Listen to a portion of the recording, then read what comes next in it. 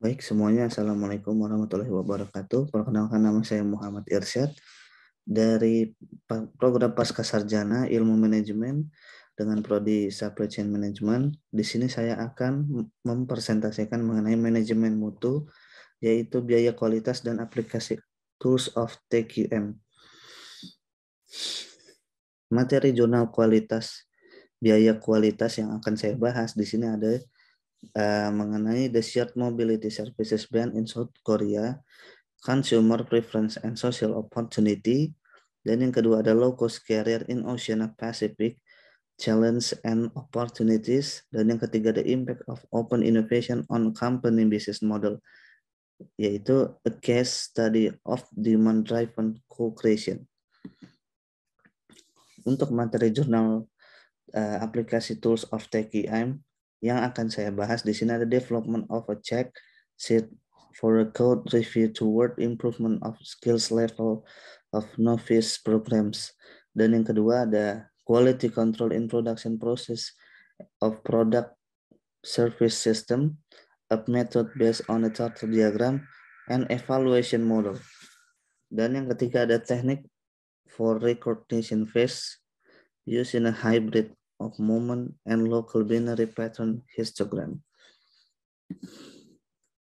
Jurnal dari biaya kualitas yang pertama yang akan saya bahas di sini ada mengenai the shared mobility services ban in South Korea, consumer preference and social opportunities cost.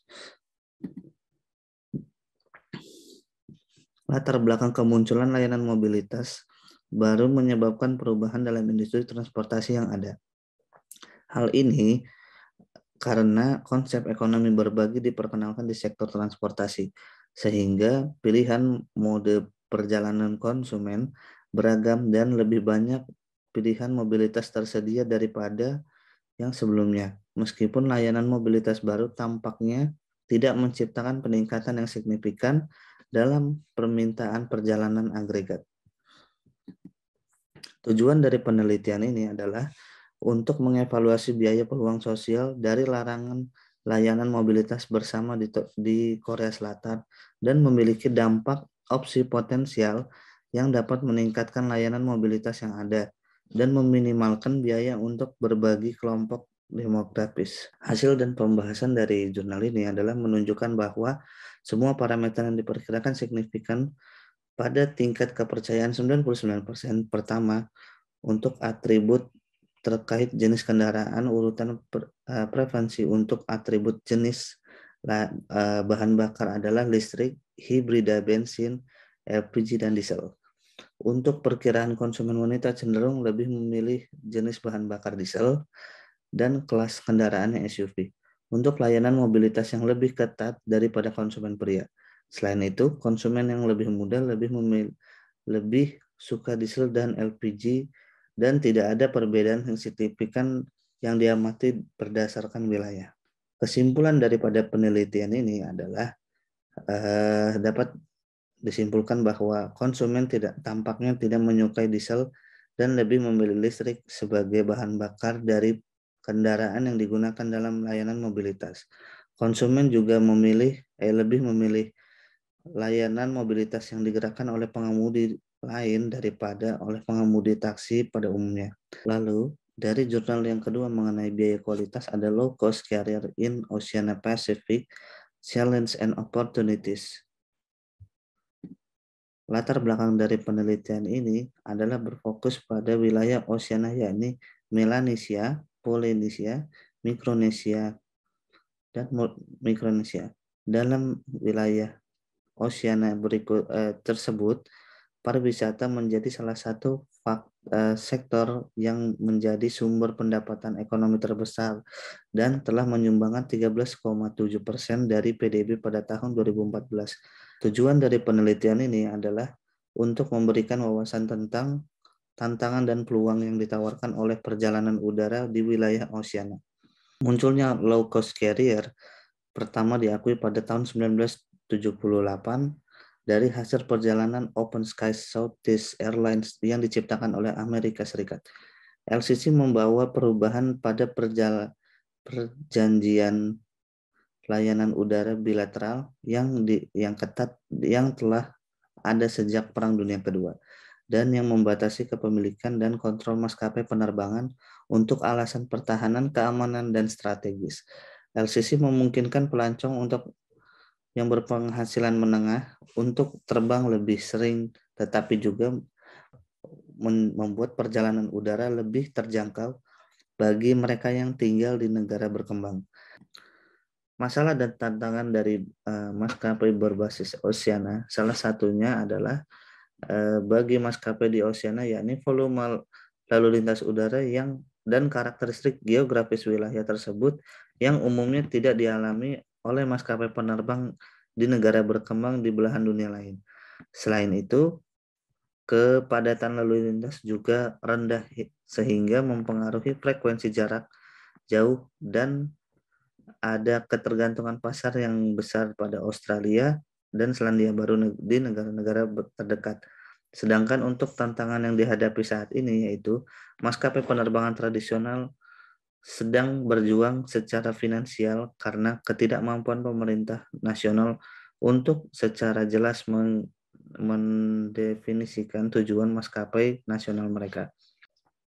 Kesimpulan dari masa depan maskapai Oceania berdasarkan hasil dari diskusi pembahasan di atas, dapat disimpulkan bahwa setelah menganalisis tantangan yang dihadapi oleh transportasi di wilayah Oceania dan mempelajari kemunculan LCC di wilayah tersebut, diyakini bahwa ada alasan kuat untuk model LCC hibrida.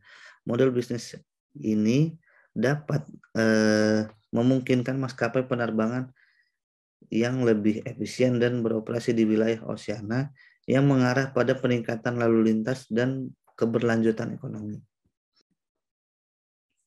Kemudian biaya jurnal dari biaya kualitas yang ketiga ada impact of open innovation on a company businesses model, a case study of demand driven co-creation. Latar belakang dari penelitian ini adalah hasil longitudinal selama 2 tahun tentang inovasi terbuka yang didorong oleh permintaan. Pengaturan empiris kami secara khusus melibatkan 11 organisasi dan semuanya 10 perusahaan terpilih di Finlandia, Prancis, dan Spanyol yang bertujuan untuk bersama-sama menciptakan inovasi kesehatan untuk pasar perawatan kesehatan perusahaan peluang bisnis potensial baru murni didasarkan pada kebutuhan yang dikumpulkan dari profesional perawatan kesehatan organisasi perawatan kesehatan. Tujuan dari penelitian ini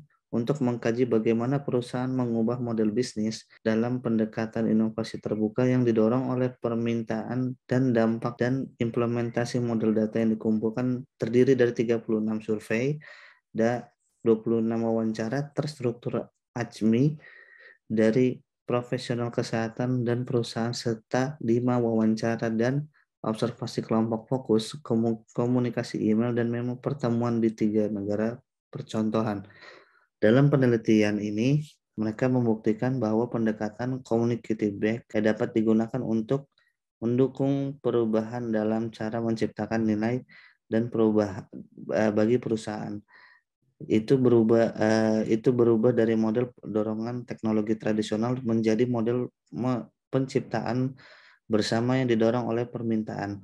Co-creation yang didorong oleh permintaan mengharuskan perusahaan membangun pola pikir co-creation baru, alih-alih menjual organisasi perawatan kesehatan.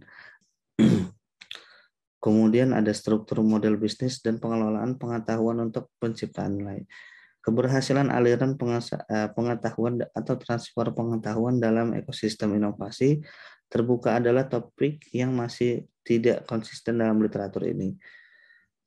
Pada penelitian ini jelas bahwa berbagai jenis aliran mempengaruhi bagaimana solusi dikembangkan dan bagaimana hasilnya. Diperlukan komunikasi yang interaktif, dapat dipercaya, berkelanjutan, dan aliran pengetahuan melalui saluran komunikasi yang berbeda. Perusahaan perlu mengelola sumber pengetahuan baru dari pemangku kepentingan yang berbeda dan harus mampu mengubah kebutuhan pelanggan menjadi model bisnis baru melalui proses berulang. Dan pada akhirnya kesimpulan dari penelitian ini, mereka mengevaluasi dampak dari inovasi yang digabungkan ekosistem dan terbuka pada model bisnis perusahaan. Kami menyimpulkan bahwa perusahaan perlu mengubah proses permodelan bisnis mereka dalam pendekatan inovasi yang didorong oleh permintaan. Terbukti bahwa penciptaan bersama yang didorongkan oleh permintaan memberikan perusahaan akses yang sangat berharga ke data informasi yang spesifik dari sektor yang mendalam. Praktik dan pengetahuan permintaan yang didorong ditambah dengan proses inovasi dapat menawarkan peluang bisnis baru bagi perusahaan memanfaatkan manajemen pengetahuan bersama dengan pemodelan bisnis terbuka membawa perusahaan ke penciptaan nilai berbasis fakta. Hal ini memungkinkan perusahaan untuk mempercepat proses komersialisasi mereka dan lebih memenuhi kebutuhan aktual pasar tertentu.